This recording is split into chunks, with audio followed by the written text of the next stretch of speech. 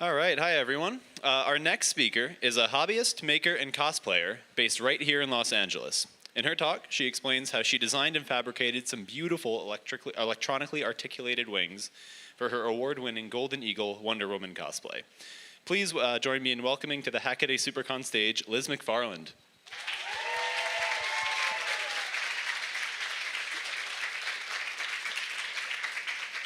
Hi, everybody. This is my first time at Supercon, and I've been having so much fun. This conference is amazing. But yeah, I'm here to talk about how I built my electronically actuated cosplay wings. And I wanted to give this talk because I had never built electronically actuated cosplay wings before. And, I don't have a lot of experience with electronics. It's something that I'm learning. And I learned so much throughout the process of building this cosplay. And I thought it would be cool to talk about how, I went about designing these wings, some of the restraints that I faced, like size and weight and cost, and talk about the things that I'm really happy with about this cosplay and things that I might do a little differently if I were to remake these wings. But first, a little context. If you're not familiar, cosplay is this really fun hobby where you dress up as characters and go to public events, usually like conventions. And I like to dress up as comic characters, characters from video games. Those are generally my speed. And I really like to make my own costumes. So earlier this year, I made another Wonder Woman cosplay, fabricated almost entirely out of EVA foam, also known as craft foam. And I actually designed the tiara and the armlet in CAD with Onshape and printed it using my 3D printer, painted everything with my airbrush. And the Scarlet Witch I also made by hand. I designed and sewed the leotard, and I also made the tiara out of foam as well. I got into cosplay back in 2015. I had just moved to LA, and I love going to local conventions, and I love any excuse to dress up, and I've been making my own Halloween costumes since I was a kid. So cosplay to me just kind of came naturally. I love how creative it can be, and I love seeing how different people interpret the same character, the same costume, or put their own spin on a costume. I also love that all the different materials and techniques and skills that can go into building a cosplay. So like I said, I grew up making my own Halloween costumes. I'm very familiar using a sewing machine, but in the past couple of years, I've gotten into 3D printing, using laser cutters, incorporating LEDs, learning electronics. So like my Jaina cosplay, I designed and sewed all the fabric elements. I 3D printed the ornamentation on the staff with SDLs that I bought online. And I designed and built the armor out of foam. I put LEDs in the staff too. So there's just so much that can go into building a costume. And I love when a costume or cosplay gives me an excuse to learn a new skill. And that would certainly be the case with this costume. So this is Wonder Woman's Golden Eagle armor from Wonder Woman 1984. And I love this costume. When I saw it, the thing in my cosplayer brain went off that said, I need to make this costume. I also love cosplay wings. I'd seen other cosplayers make them before, and I thought this would be a really good opportunity to learn how to make them. So with the project in mind, I knew I wanted to make articulated wings. I had some other goals in mind as well. Firstly, as with most of my projects, I try to do things relatively inexpensively. Like this is just a hobby for me, and this would involve a lot of learning and trying out new things. And so I try to gravitate towards relatively inexpensive materials. I think all told, I spent maybe a couple $100s on this costume over the course of several months, which isn't too bad considering how costly some cosplays can be. I also needed it to be lightweight and portable because the idea was to wear this to a convention. So I needed to be able to fit the wings in my car and transport it pretty easily to the convention and then be able to wear the wings for several hours. I also really wanted to achieve that shiny gold texture that you see in her costume, but I didn't really want to use metal because, again, it's kind of expensive and I thought it would be uncomfortable to wear. I thought it might be heavy. Also, something to keep in mind when you go to conventions and wear costumes is that some conventions have pretty strict rules on what kind of materials you can build your cosplays out of. Obviously, they don't want anything that can be dangerous or hazardous to other people. I almost didn't get into this convention with this costume because the staff was too pointy. So that's something that I am definitely conscious of when I am making cosplays now is is it going to abide by the rules? Can I get into the convention? No problem. So that was something that I had in mind as well. I also wanted it to look good on stage because about halfway through building this cosplay, I decided to compete in the San Diego Comic-Con Special Edition Cosplay Masquerade, which is like their cosplay contest. And so I wanted it to look on stage, and that would influence some of my decision-making later on.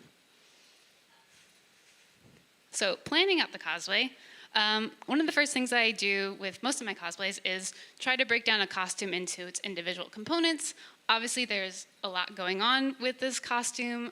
In addition to the wings, I wanted to make everything else too. So breaking it down into its individual parts, planning out a to-do list, figuring out what materials I would need. Doing this helps a lot. And I took all these notes in Notion, which is a really great note-taking tool. And yeah, this is where I kept all of my reference photos, made my checklist, to-do lists, all of my internet research. Speaking of, 2 great tutorials that helped me in building this project. Acceleration Designs has a really great tutorial on how she built her electronically actuated cosplay wings, and I took a lot of inspiration from her build into my build as well. For example, she uses linear actuators, so I ended up using linear actuators. And then also, Sayla Sarah has a really great tutorial on how she built her cosplay wings, which don't actuate, but I really like the design of her backplate and her harness system, so I took inspiration from that as well. So with a general idea of how I wanted to build these wings, next step was figuring out how I was going to construct them.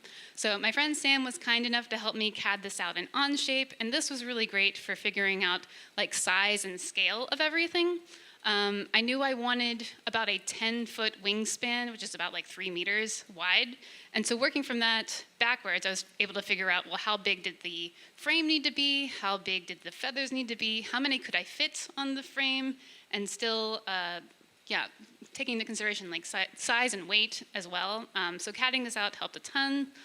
Also, I was using 2 4-inch linear actuators because, as I would learn throughout the build of this process, linear actuators can get really expensive, and so I wanted to, balance out cost as well as like I wanted the wings to lift up. So 4 inches worked for pretty well, but CADing this up helped me figure out where to place them to get like the maximum amount of lift, and angling the pipe as well to figure out just the overall shape and size and wingspan. Next came assembling the wings. So with a plan in mind, I was able to assemble the wings. And so I made the frame out of PVC pipe, which is a great material for building wings because it's lightweight, it's cheap, you can get it at Home Depot or Lowe's or anything like that. And you can curve it pretty easily. So you can heat form PVC. What I did was I taped off one end of the pipe, filled it with sand, and then taped off the other end. And then I was able to carefully heat it with a heat gun evenly, and then press it against this jig that I made at Crash Space. I made it with some heavy-duty cabling that we had lying around. But this was really great for getting the shape that I wanted, and the sand helps the pipe retain its tubular shape so it doesn't like crumple in on itself, which it tends to want to do. For the back plate, I used a 1/4-inch acrylic that I laser cut, and you can see I had slots for straps that I would use to attach it to me, kind of like a backpack. I heat formed this as well in my oven, and then carefully laid it on the back of my sewing mannequin, wrapped in towels and aluminum foil to prevent any meltage. But this helped the back plate to fit up against my back a little bit better. So this is what the structure of the wings look like. So to attach the frame of the wings, I epoxied some slightly larger PVC tubing to the back of the back plates, used some 3D printed fittings to keep everything in place, so that way the frame of the wings could just slide into the back and then lock in place with screws and bolts. Like I said, I used 2 4-inch linear actuators, and so those are attached to the frame using brackets. And then the frame of the wing has a hinge so that when the linear actuator pushes out, the frame of the wings moves up. And so all of those are wired to a double pole, double throw switch because I wanted the wings to have 3 modes, up, down, and off. And at the time of this build, I was using a USB phone battery charger, which is really great for cosplay because you can just swap it out throughout the day and you can recharge it pretty easily. But to use that, I needed to use a USB step up to 12 volt converter because the linear actuators take 12 volts and the USB output's 5. When it came to decorating the wings, figuring out how to make the feathers, as I called them, I debated on a lot of different materials. Acrylic is great because you can laser cut it, but I was afraid that it would be too fragile for as long as and as thin as I wanted it to be. Cardboard, also a great material, but wasn't quite the texture that I wanted. I ended up using taskboard, which is like this really great wood-based material. It's very thin, and you can get it at art supply stores. And so I took that, I laser cut it, and then I covered it in gold wrapping paper that I attached with spray adhesive. And then I also made like a little laser cut template that I could use to kind of like engrave the design on top of the feathers. And then I assembled all my feathers, glued them together, and then attached them to the frame.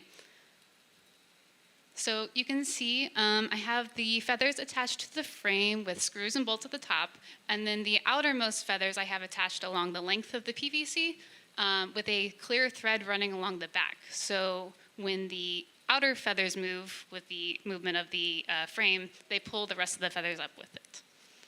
And at that point, I was almost done. I was pretty happy with how I was making progress on these wings, but at the point in this build, I knew I was going to compete in the Cosplay Masquerade.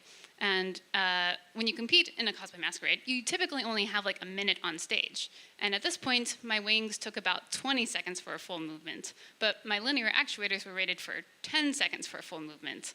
And that was because I was using the USB to 12 volt converter. I just didn't have enough current to get the full draw of the linear actuators. So I swapped the USB phone chargers out with batteries. I wired 2 sets of 3 18650 batteries, wired those wired those in series and then wired those 2 sets in parallel. And this just meant I had more current, so the linear actuators could get the full effect. And that actually cut down the movement almost in half. Okay, so that's what this looks like. And at this point, I was almost done with the wings, almost done with the cosplay. I know 12 seconds versus 20 seconds doesn't seem like a big deal, but when you only have a minute on stage, like every second counts.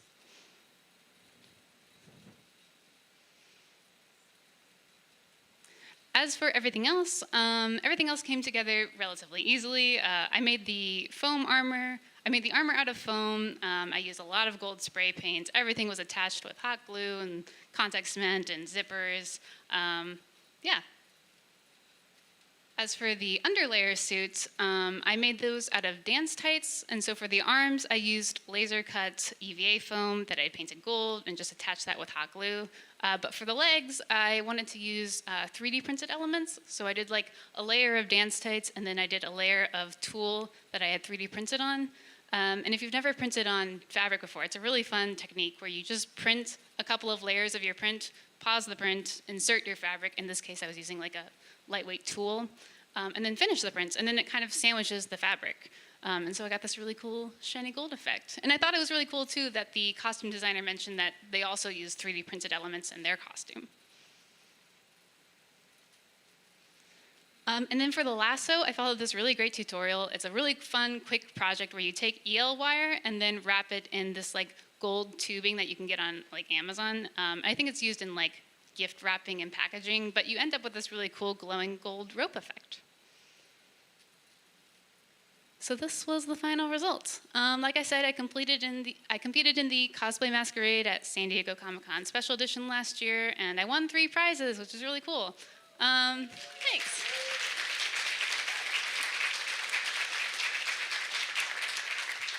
Yeah, so I won an honorable mention overall. I won Best Comic Character, and then I also won the Artist Guild's award for graphic design, which they give out based on best use of materials or techniques in making a costume. Okay, so this is a video of what they look like in action. This was like right outside the convention where like press and media took video of all of the contestants. And I'm really happy with how these wings turned out. I think they look really effective, especially on stage. They just look so shiny and gold. yeah, I'm really proud with how they turned out. However, because I was focused on making the front look good, the back was a little bit of a different story. But at least this way you can see how everything wired together. I have my linear actuators, and those are wired down to the battery pack, and then I also have the switch mounted on the back of the frame. And yeah, this worked pretty well. So my takeaways from this project are wings are really fun, but very challenging. You're trying to figure out how to make a costume wearable and comfortable while also trying to be like screen accurate. And in this case, like they used 4 different versions of the wings in the film, like some for close-ups, some for wide shots, obviously a lot of CGI. So I was never going to get like a fully screen accurate costume, but I think I got the overall spirit of it. And then despite my best efforts, the wings did feel a little bit heavy. Because I competed in the cosplay contest, we were required to be fully dressed backstage before and after the contest.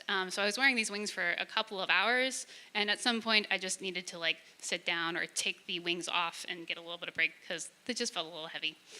And then, yeah, somebody asked me if I were to remake this costume, what would I do differently? And I think I would definitely try to improve how the back looks, maybe like run the wires through the pipe so they're a little less visible, maybe try painting the linear actuators, but that made me a little nervous, so I don't know.